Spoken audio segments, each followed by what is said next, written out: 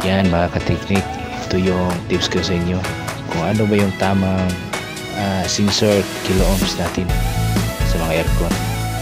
Yan, unahin natin yung ito, yung copper evaporator sensor.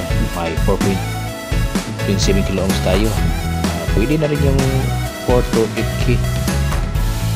At sa evaporator air sensor naman 7.97 kilo ohms. So pwede na yan, 7 to 10K yan, pwede yan. Yung may mga sensor dyan, pwede yung 10K ha. Sa condenser copper sensor, mayroon tayong 3.9 kilo ohms. Sa condenser yun ha, pwede yan 5K. At sa condenser air sensor 8.24 kilo ohms, pwede yun 10K up to 10K. Huwag na lang yung pababa, baka hindi na yun mag-aircord na naman. At yan po ang overload. Yun na sa compressor mga kateknik. At yan lang po, sana nakatulong.